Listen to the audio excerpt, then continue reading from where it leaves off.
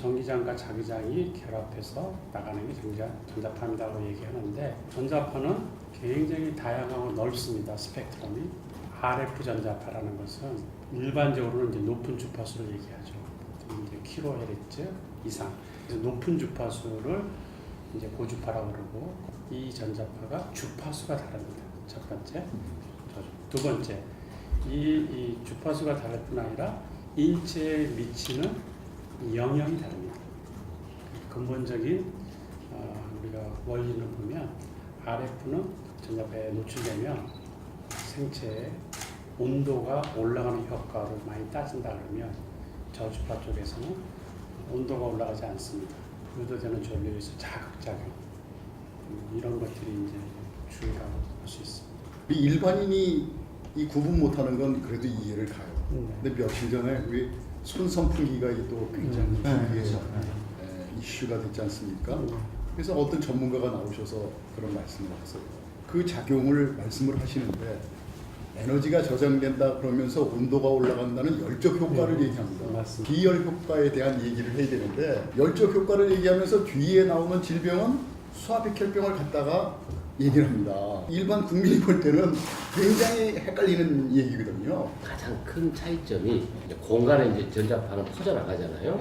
근데 이제 높은 주파수는 전기장과 자기장이 서로 이렇게 유도되면서 만들어지면서 멀리 전파를 하는데 이 60Hz는 전기장과 자기장이 서로 이렇게 독립돼서 떨어져 있어가지고 멀리 이 전파에 나가는 특성이 없어요. 이게 거리에 따른 감소율이 대단히 크다. 차이점이 좀 있는 거죠.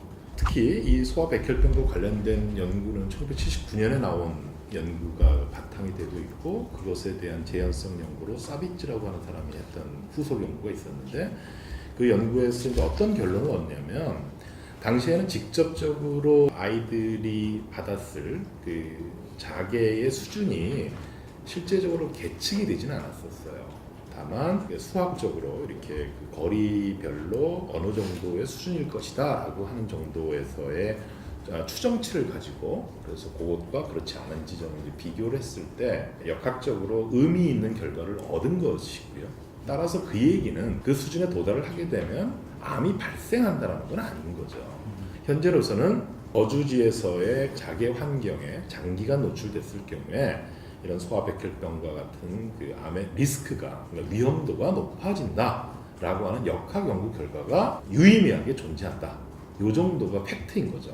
자개 노출이라는 것이 정확하게 측정이 되고 개인별로 사실은 계측이 된 결과면 좀 믿을만한데 지금 79년에 나온 그 논문이라는 건 그 연구 자체가 상당히 신뢰성이 떨어진다는 거는 WHO 리포트에도 나와 있어요. 상당히 좀 뜬금없는데도 그 연구가 아주 근거 업체처럼 받아들여지는 게 상당히 좀 안타깝고 10년 전쯤에 소아백혈병 이슈가 있어서 서울대 안인옥 교수님이 연구를 했습니다.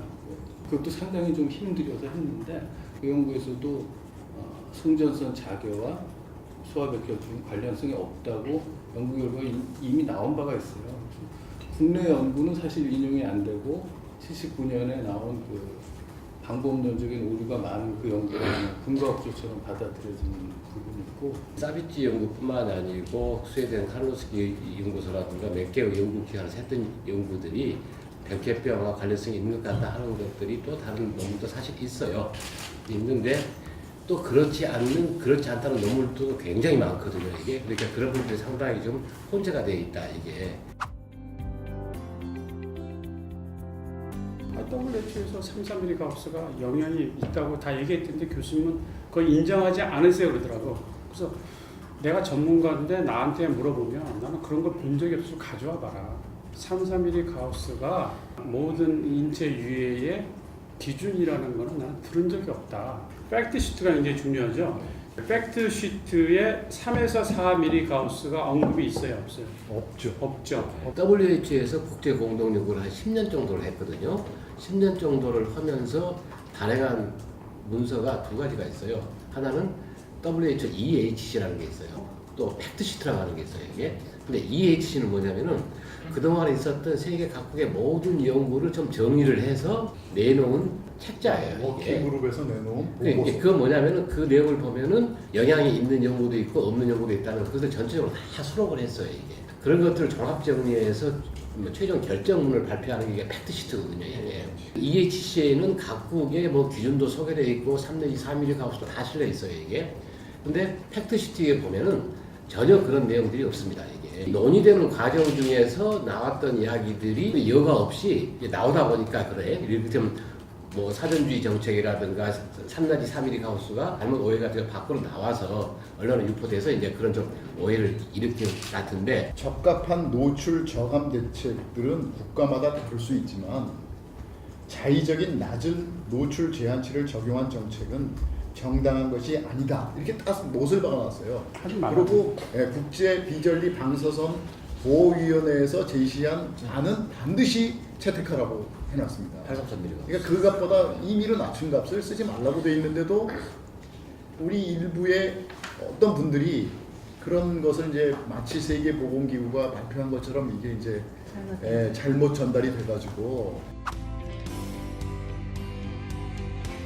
발암 물질로 이미 규정이 되어 있는 거고요. 그럼 이제 2A하고 2B가 되는데 2등급만 유별나게 A하고 B로 나누거든요. 2A가 영어로는 probably human carcinogen이라고 되어 있고 2B는 possibly human carcinogen 이렇게 되어 있습니다.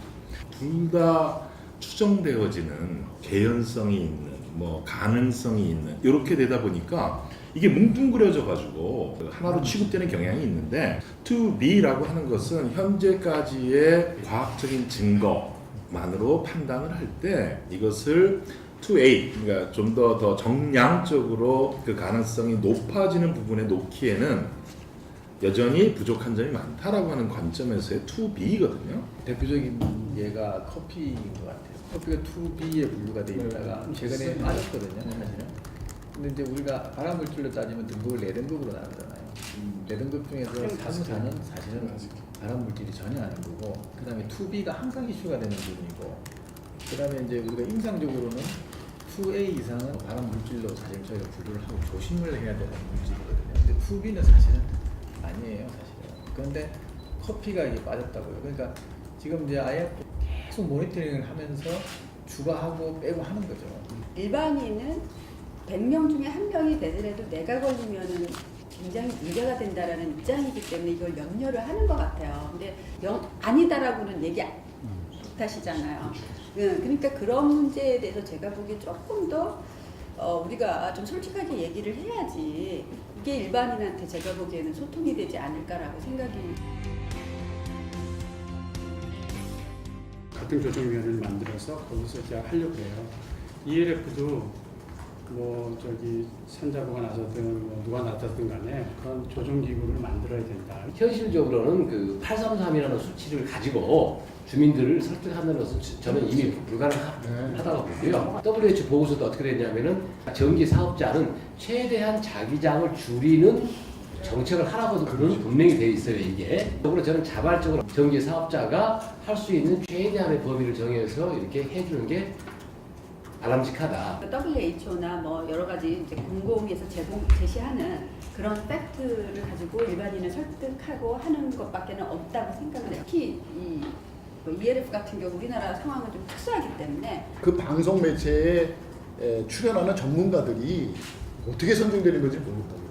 그냥 발언하는 게 사실인지 아닌지 또 우리가 확인되지 않은 것들이 그냥 막 나가요. 근데 이런 중립기구가 있으면 그것을 의뢰할 거 아니에요. 그리고 확인해 볼 거고. 그러면 그런 것에 의해서도 많은 순환을 시킬 수 있다고 저는 생각해요.